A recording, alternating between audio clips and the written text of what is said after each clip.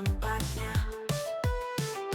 Cornerstone kita, kabar baik selamanya. God News datang kini, berita sukacita. Transformasi ini mengubah hidup kita.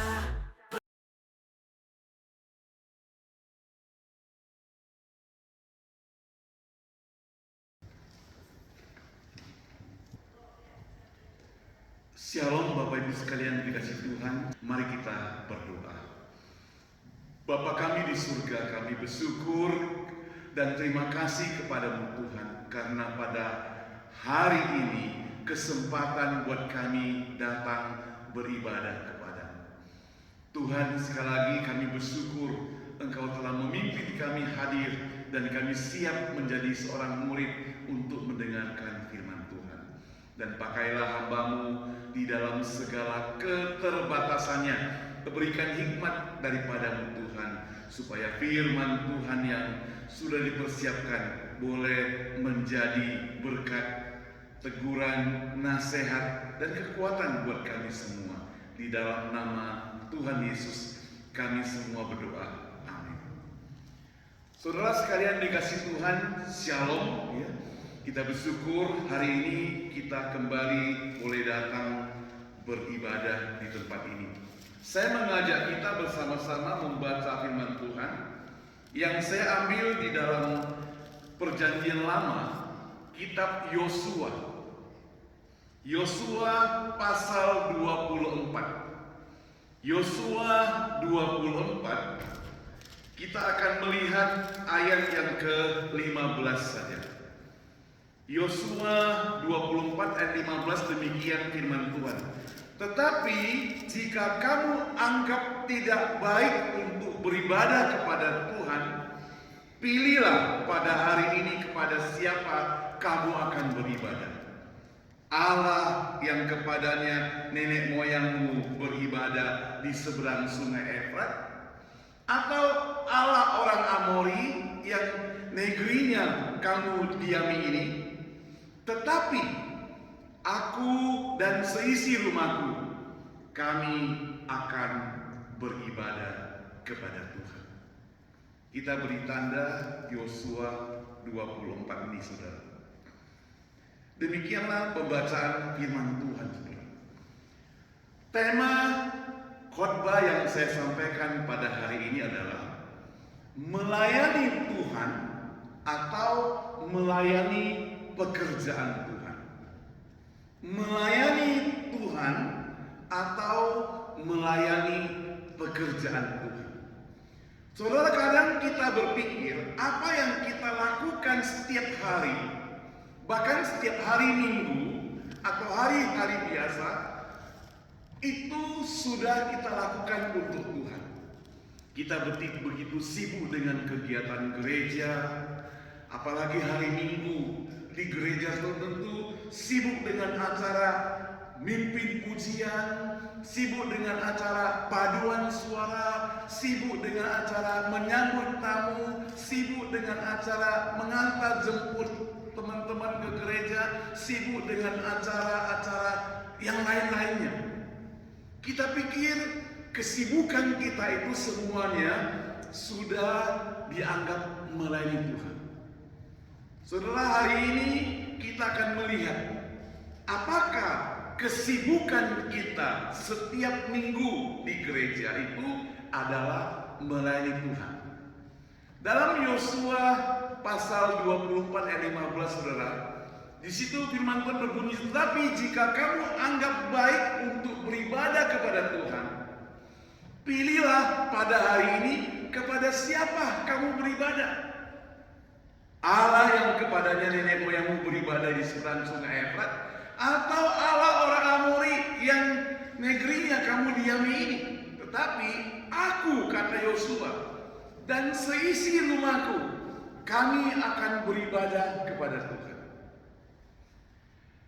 Saudara, latar belakang daripada Yosua bisa ngomong demikian itu adalah bangsa Israel itu telah melalui perjalanan yang panjang dari perbudakan Mesir sehingga mereka memasuki tanah perjanjian. Nah, Yosua sebagai penerus Musa telah memimpin bangsa Israel dengan suka duka, dengan berbagai kritikan, dengan berbagai kesulitan, berbagai ancaman dan sebagainya, sampai masuk ke Kanaan.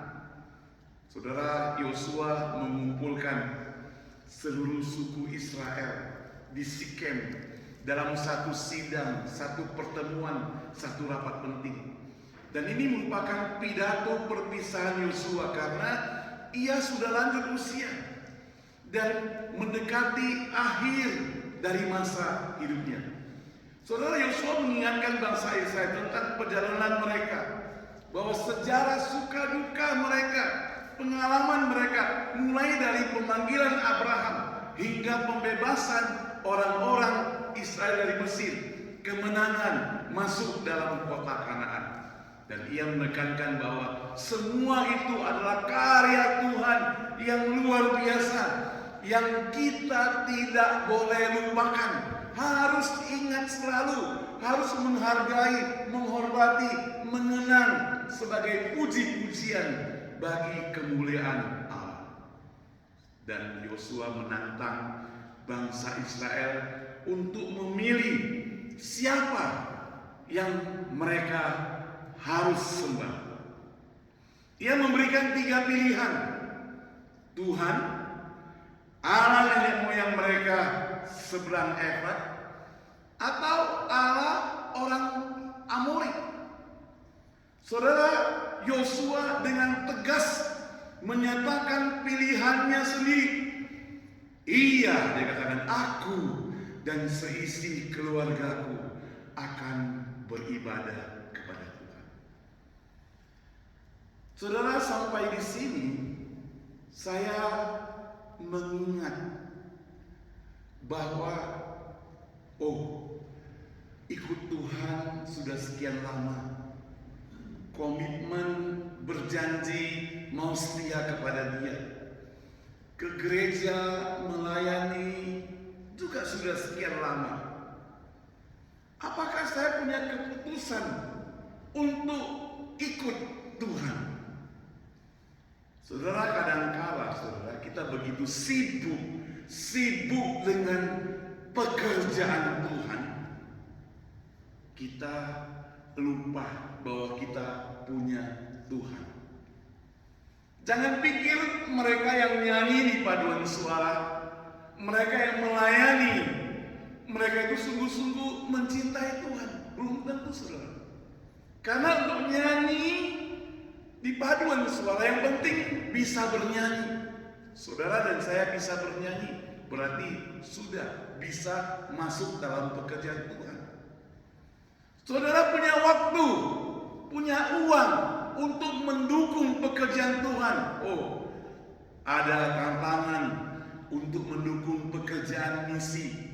Saudara tinggal keluarkan dari sakumu berapa ribu misalnya. Ini saya sumbang untuk pekerjaan Tuhan. Saudara, orang lain juga bisa lakukan seperti itu. Bagi yang tidak mencintai Tuhan juga bisa melakukan itu.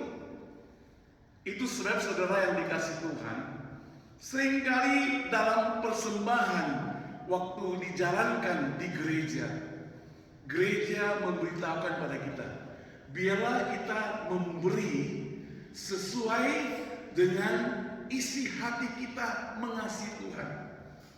Biarlah kita memberi yang terbaik kepada Tuhan.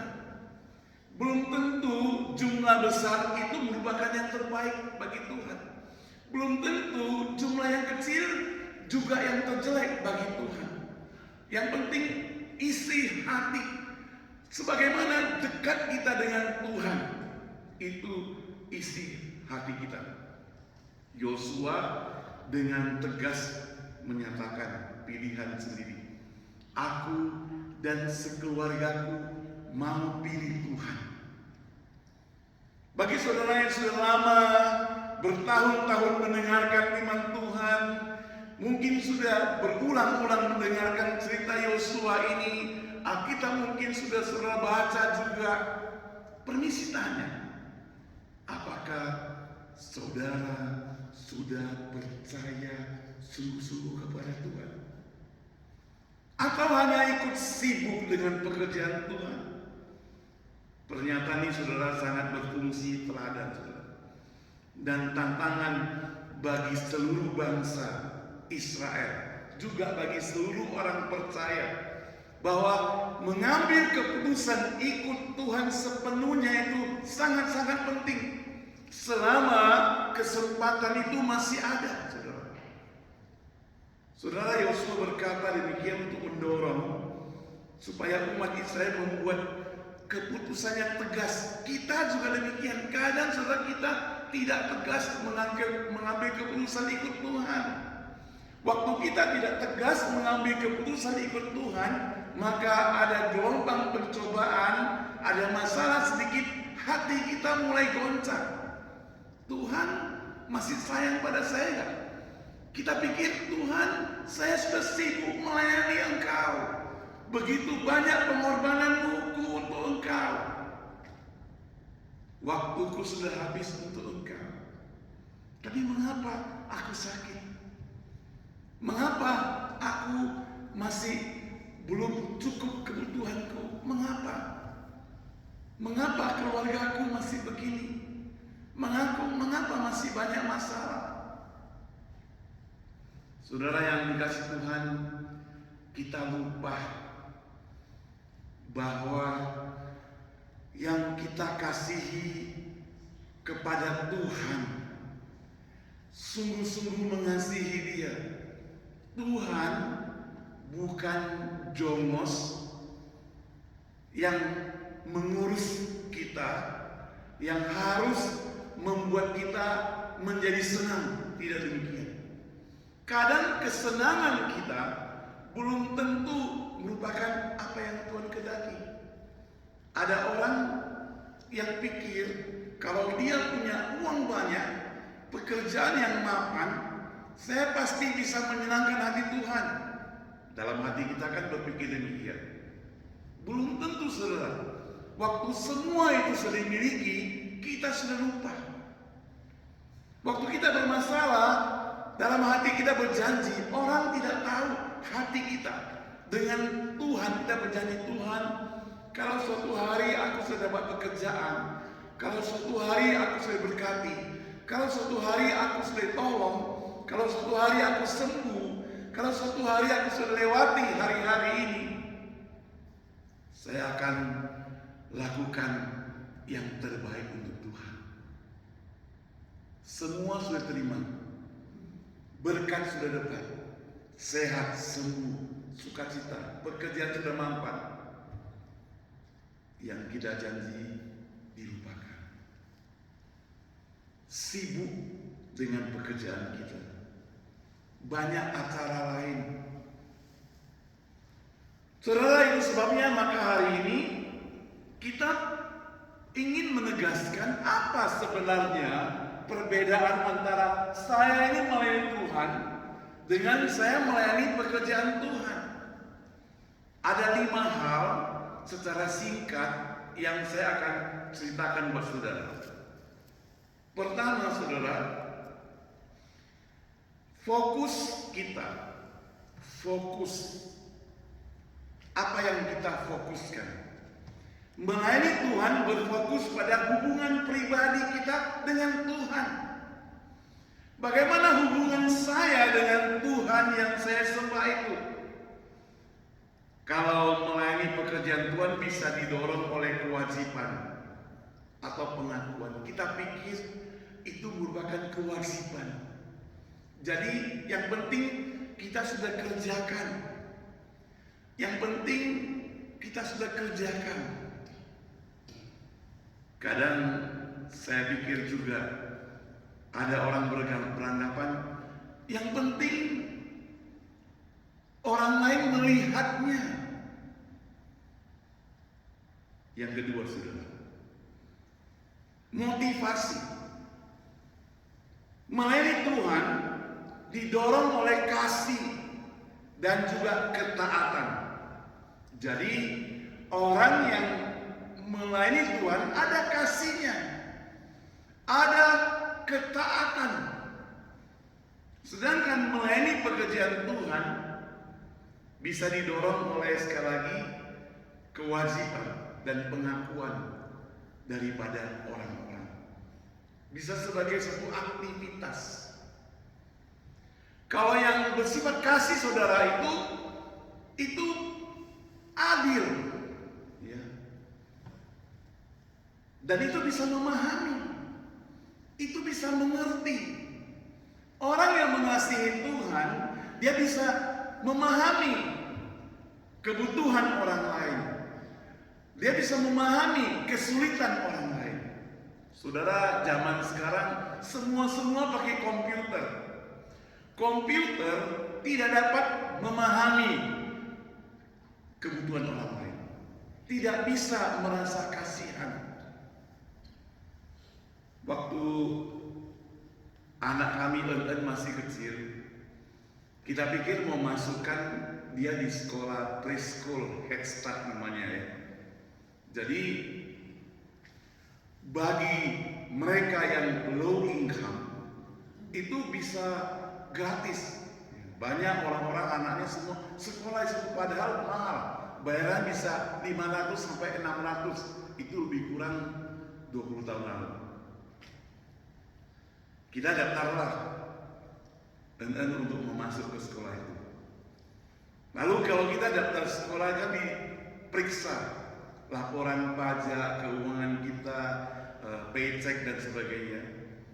Dan ketahuan jumlah gaji yang saya terima itu lebih $50.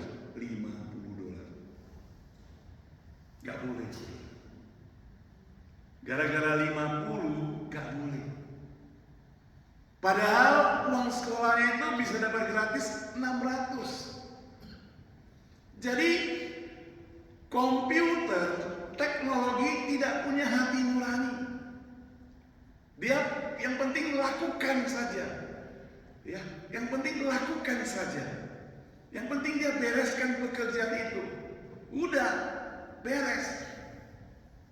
Akhirnya enggak sekolah preschool, dia langsung masuk di elementary gitu. Ya, makanya dia lebih dewasa. Dia lebih dewasa, kita bersyukur. Dia begitu kelas bukan elementary, maksudnya masuk TK ya. Dia masuk TK. Dia hari pertama masuk TK gak mau kita antar, gak mau kita jemput. Kita bingung, kita yang bingung sendiri. Kenapa? Dia mau naik bus sekolah ya. Hari pertama itu. Nah, apa yang mau saya ceritakan saudara? Bahwa komputer itu tidak punya hati nurani. Yang penting dia bisa selesaikan. Demikian kalau kita mengerjakan pekerjaan Tuhan, tidak punya hati nurani, tidak punya kasih. Yang penting sudah selesaikan, program dilakukan, program gereja dilakukan, sudah. Saya ikut paduan suara, sudah bisa nyanyi, sudah. Tapi hatiku tidak bisa mengasihi Tuhan. Hanya lewati bila perlu, saudara. Kalau saya nyanyi, orang lain lihat saya, orang lain puji, saya gembira, sukacita. Istilahnya kepalanya besar. Ya. Tapi saudara, kalau orang kritik, langsung dia bisa marah. Bila perlu, nyanyi lagi gak nanti waktu Thanksgiving? Enggak, hari itu banyak yang kritik gitu ya. Masa gak begitu ya Bu? Asin ya. Keasinan, keenceran dan sebagainya. Orang kritik. Tapi kalau kita sebagai untuk Tuhan, gak masalah. Karena kita kerjakan untuk Tuhan. Tuhan bahkan mencari orang-orang yang hilang dikatakan, yang gak berguna. Dia mau cari kita gitu. Di dekat rumah kami itu, kalau Jessica sering jalan ke park, ada lapangan bola. Di situ kita lewati sebuah pohon ara. Pohon ara itu cukup tinggi. Jadi kalau saya mau panjat naik bisa gitu ya. Jadi maka saya selalu teringat, oh Zakius dia naik ke sini gitu ya. Zakius sering naik ke pohon ara ini. Nah, di dalam Lukas waktu bicara tentang Zakius itu, Yesus datang, dia katakan dia mencari orang-orang yang hilang. Itu kasih. Jadi melayani Tuhan dengan sungguh-sungguh, kita tidak lihat lagi siapa kita, latar belakang kita. Tuhan tidak lihat siapa kita, yang penting kita mau berubah melayani Dia. Hasilnya, yang ketiga itu tato pertama dari fokus, kedua itu motivasi, ketiga hasil. Melayani Tuhan menghasilkan pertumbuhan rohani dan karakter. Jadi orang yang melayani Tuhan, dia langsung kelihatan, rohaninya langsung menjadi bertumbuh, karakternya diubah.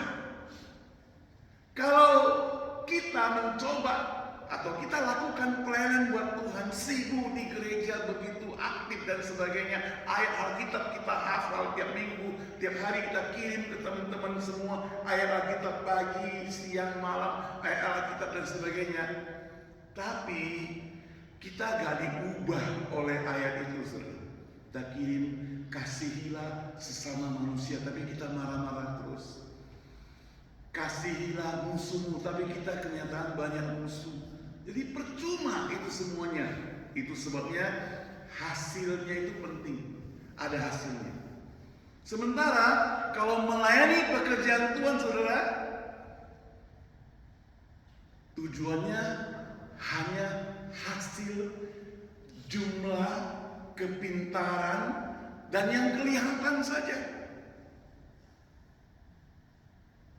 Saudara yang saya kasih Tuhan, selanjutnya dikatakan lagi, melayani Tuhan dan melayani pekerjaan perbedaannya apa? Bersamanya apa? Dalam hal prioritas. Melayani Tuhan memprioritaskan kehendak Tuhan, sedangkan melayani pekerjaan Tuhan biasanya memprioritaskan kehendak manusia atau organisasi. Yang penting bos senang, yang penting pendeta senang, yang penting pengurus bahagia, yang penting orang-orang gereja puas. Nah, itu melayani pekerjaan Tuhan. Tapi kalau melayani Tuhan, Tuhan yang disenangkan. Kadang untuk menyenangkan hati Tuhan, bisa-bisa kita dibenci manusia. Orang yang menyenangkan hati Tuhan lebih banyak dibenci oleh manusia. Karena di dalam menyenangkan hati Tuhan, kita harus tegas. Kalau kita lihat teman-teman kita itu menyeleweng, kita harus tegur dan kita dibenci. Kita melihat teman-teman kita itu tidak setia, kita bisa tegur dia. Nah, kita dibenci, kita disenangi. Jadi melayani Tuhan, prioritas utama Tuhan. Yang kelima, ketergantungan, saudara. Melayani Tuhan tergantung sepenuhnya pada bimbingan Roh Kudus. Sementara melayani pekerjaan Tuhan bergantung pada kemampuan usaha. Saya mampu nyanyi, saya mampu untuk bekerja dengan tenagaku, saya mampu untuk untuk menolong dia dengan dana dan sebagainya. Saya mampu dengan kemampuan berdasarkan uang, berdasarkan tenaga, berdasarkan kepintaran. Itu adalah melayani pekerjaan Tuhan. Kita mau melayani Tuhan sepenuhnya bimbingan Roh Kudus yang semuanya sesuai dengan kehendak Tuhan. Bahkan saudara, orang yang gak pintar pun Roh Kudus bisa mengubah kita, bisa menolong kita. Karena Roh Kudus diberikan untuk apa? Untuk menolong kita. Roh Kudus diberikan untuk apa? Untuk membimbing kita. Roh Kudus diberikan untuk apa? Untuk menasehati kita. Ada nggak contoh Alkitab orang yang melayani pekerjaan Tuhan? Saudara ingat orang yang bernama Yudas Iskariot? Yudas Iskariot itu meskipun dia adalah salah satu murid dari ke-12 orang itu yang begitu sibuk dengan pekerjaan Tuhan, dia pegang bendahara, gak gampang saudara. Di dalam pelayanan dalam pekerjaan Tuhan pegang bendahara, dia perlu berjuang. Sebenarnya saudara, kalau di gereja, bendahara itu bukan hanya sekedar pegang uang. Kalau hanya pegang uang itu kasir saudara. Pegang, serahkan, kasir. Tapi bendahara itu dia adalah orang yang bertanggung jawab untuk pekerjaan. Kalau dia di gereja berarti untuk pekerjaan Tuhan. Kalau kurang, mesti dipikirkan bagaimana caranya supaya mendapatkan, menggerakkan, ada yang bantu dan sebagainya. Tapi sekali lagi bukan untuk kepentingannya sendiri. Dia tidak bilang nanti jam 2 siang transfer, tidak boleh lewat jam 2 siang, harus sudah masuk ke bank punya gereja, transfer jam 2 siang. Dia gak bilang demikian. Karena ada pendeta yang viral gara-gara minta orang gereja transfer jam 2 harus, jangan, tidak boleh lewat jam berapa dan sebagainya.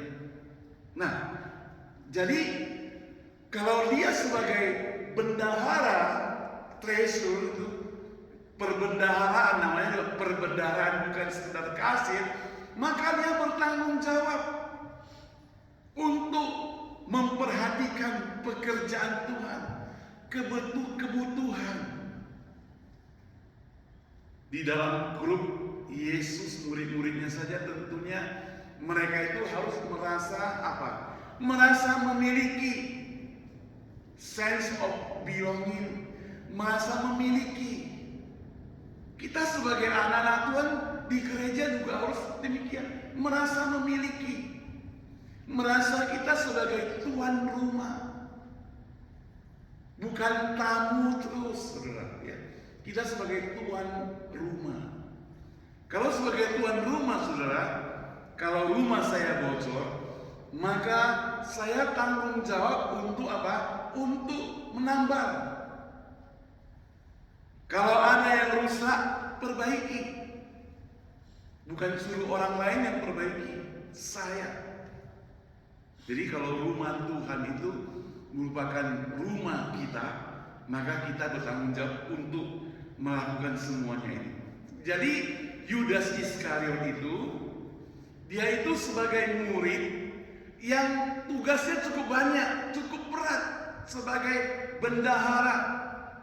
Tetapi apakah dia lakukan untuk melayani Tuhan? Tidak. Sebenarnya dia tidak mengasihi Yesus.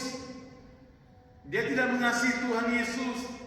Dia lebih mengasihi apa? Dia lebih mengasihi uang. Waktu Maria membersihkan kaki Yesus pakai minyak narwastu, dia katakan apa? Sayang loh uang itu diboroskan begitu.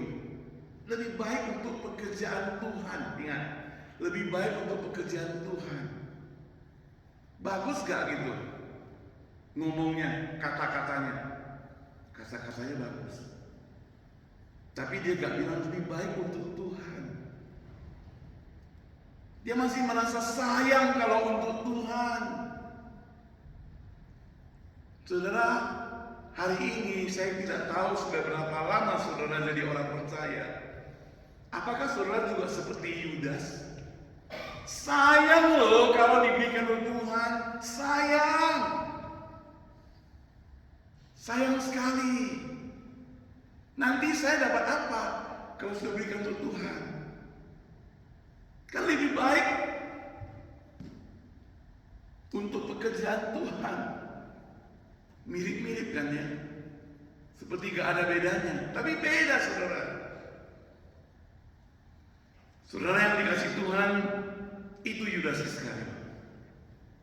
Nah, contoh Alkitab yang melayani Tuhan itu yang baik adalah Maria, saudaranya Lazarus itu, saudaranya Marta juga. Dalam Lukas 10:38-42, Maria sibuk dengan pekerjaan, Marta sibuk dengan pekerjaan melayani. Yesus datang, dia siapkan makanan, dia di dapur sibuk sekali. Bagus gak? Bagus, saudara.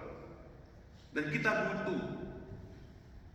Maria memilih duduk di kaki Yesus dan mendengarkan ajarannya. Itu sebabnya maka saya begitu rindu. Sesibuk apapun kita, yang penting kita adalah firman Tuhan. Bukan yang jasmani terlebih dahulu, yang rohani. Kalau Marta, dia memilih urus makanan jasmani dan dia terlewatkan makanan rohani. Maria, dia menunjukkan bahwa makanan rohani penting, hubungan dengan Tuhan itu penting. Kita juga demikian, saudara, hubungan kita dengan Tuhan itu sangat penting. Dan itu harus setiap hari. Hubungan dengan Tuhan itu bisa melalui doa, datang kepada Dia, berbicara. Orang Kristen katakan doa itu merupakan nafas kehidupan kita. Saudara, kadang kita perlu minta ampun pada Tuhan. Doa kita hanya waktu mau makan, itu pun kalau ingat. Doa kita kalau waktu mau tidur, itu pun kalau gak ngantuk. Kadang sebelum tidur doa, aminnya masih besok pagi. Ketiduran, saudara. Saking pintarnya, saking panjangnya kita mau berdoa. Tapi saudara, hubungan kita dengan Tuhan itu melalui doa, bicara dengan Dia. Bagaimana kita mendengar dengaran tentang Dia? Yaitu baca Alkitab. Jadi itu harus berlangsung setiap hari supaya kita akrab, supaya kita tidak merasa asing, supaya kita tidak merasa apa? Dia itu masih teman saya enggak? Masih akrab enggak? Saudara, kadang kita ketemu murid SMA, teman SMA, sebangku, setiap hari kita mungkin pergi jalan-jalan sama-sama, ya sama-sama kita akrab sekali waktu SMA. Sudah nggak ketemu 30-40 tahun, kita balik ke Indonesia, ketemu, rasa asing, saudara. Rambutnya sudah putih, saudara, jenggotnya sudah panjang, cucunya sudah ada, gak akrab lagi, ngomong pun sudah hati-hati, gak seperti teman lagi, seperti baru ketemu, saudara. Karena apa? Karena jarang komunikasi. Tapi kalau kita sering komunikasi, akrab, maka hubungan kita dengan Tuhan bisa jadi intim. Kita melayani Dia, harus kenal Dia terlebih dahulu. Harus rasakan kasih-Nya terlebih dahulu. Kalau enggak penuh curiga, saudara. Kita enggak mungkin melayani orang yang tidak dikenal. Curiga. Yang ada curiga. Jadi saudara yang saya kasih Tuhan, saya akan tutup dengan berbagai perbedaan. Apa perbedaan? Orang yang sekedar beragama dengan menjadi pengikut Kristus. Pertama itu harus ada komitmen, saudara. Beragama bisa hanya sebatas identitas, tradisi. Karena orang tua saya agama Kristen, orang tua saya ke gereja, mengajarkan saya ke gereja, istri saya ke gereja, suami saya ke gereja, maka saya ke gereja. Sementara menjadi pengikut Kristus melibatkan komitmen pribadi untuk ikut Dia. Komitmen pribadi. Maka ikut Tuhan gak bisa pakai nebeng. Kalau saudara ke Amerika masih bisa nebeng orang, naik pesawat, harus pesawat jet ya, gak bisa pakai pesawat Singapura Airlines, gak bisa. Masih bisa nebeng. Kalau teman kita kaya, dia ada pesawat jet mau ke Amerika, mau ke SF, nebeng dia datang, mungkin bisa. Ada dia sewa untuk 10, masih ada sisa 2 tempat. Mau pulang ke Jakarta, nebeng. Kalau ada teman yang kaya, masih bisa. Tapi ikut Yesus gak bisa tebeng orang. Orang tua kita sekalipun, papa, istri kita sekalipun, suami, dia sungguh-sungguh percaya Tuhan, melayani persembahannya banyak, ikut Tuhan setia, dan sebagainya, dan sebagainya. Kita katakan, papa saya sudah ke gereja kok, dia sudah Kristen kok, persembahannya mendukung pekerjaan Tuhan kok, saya pasti ke surga. Tidak, saudara. Yang kedua, harus ada transformasi. Beragama tidak selalu mengubah hidup seseorang. Jadi pakai nama Kristen, agama Kristen belum tentu mengubah. Karena itu hanya KTP. Sedangkan menjadi pengikut Kristus melibatkan transformasi, ada perubahan di dalam persembahan kita kepada Tuhan. Itu mesti persembahan yang hidup. Roma 12, 1 dan 2. Jadi hidup kita dipersembahkan. Waktu hidup kita dipersembahkan itu ada perubahannya.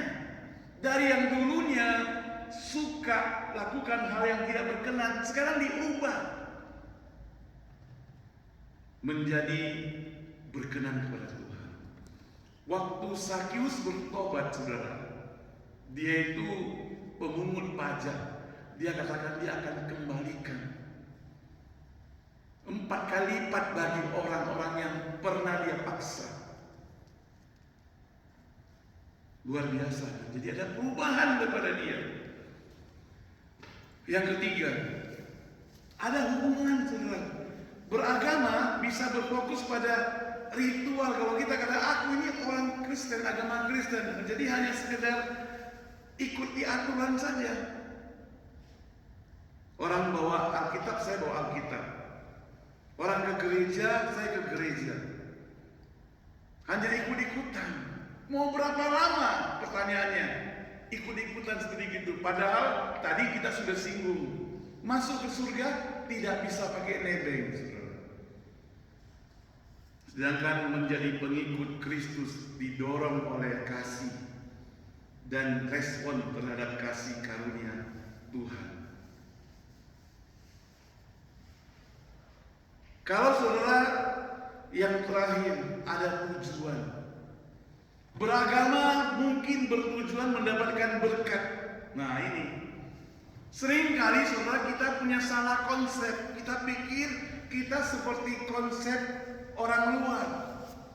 Saya menjadi baik, Tuhan pasti sayang pada saya. Saya memberi kepada Tuhan, Tuhan pasti mengasihi saya. Saya apa? Kita pikir dengan melakukan sesuatu yang baik, Tuhan pasti sayang pada kita. Itu konsep yang salah. Karena apa, saudara? Karena melayani Tuhan bukan hanya perbuatan baik. Orang yang mengerti kasih Tuhan, yang sudah menerima Yesus sebagai juru selamat, dia pasti akan melakukan yang baik. Tapi orang yang baik belum tentu dia itu percaya kepada Tuhan. Dia harus serupa dengan Kristus. Karena dulu waktu saya masih pelayanan di Medan, tetangga saya itu baik sekali. Di-compare dengan orang Kristen, mungkin dia lebih baik daripada orang Kristen.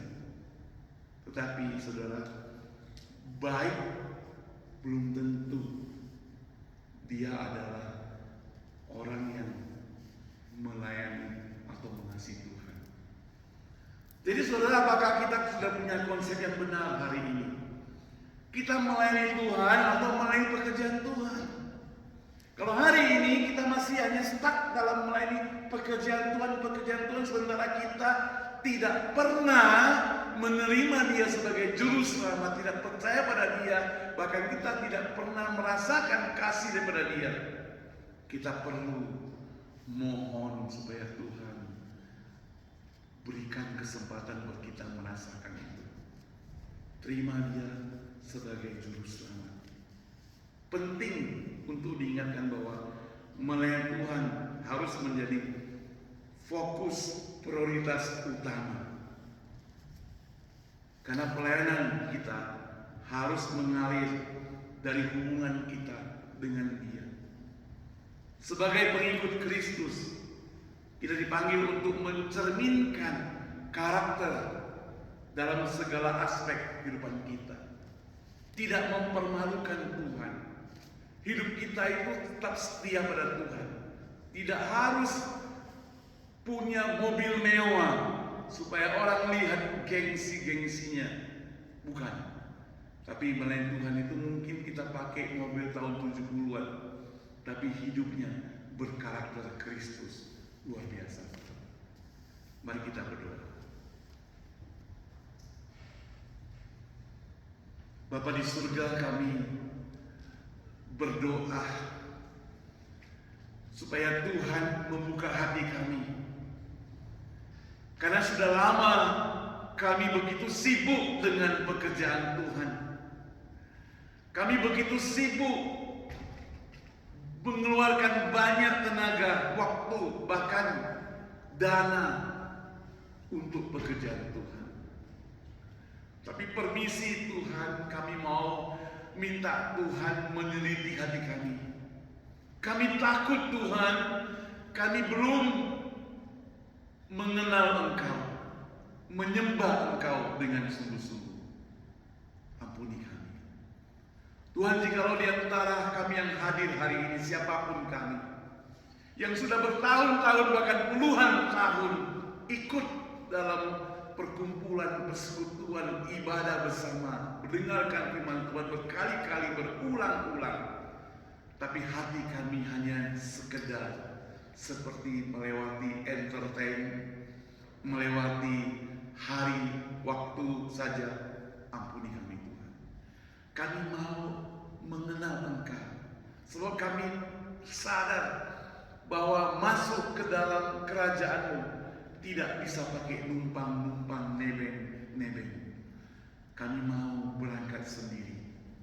Kami mau bawa bekal kami sendiri. Kami mau ikut Engkau Tuhan. Dengan doa kami, dalam nama Tuhan Yesus kami doa. Amin.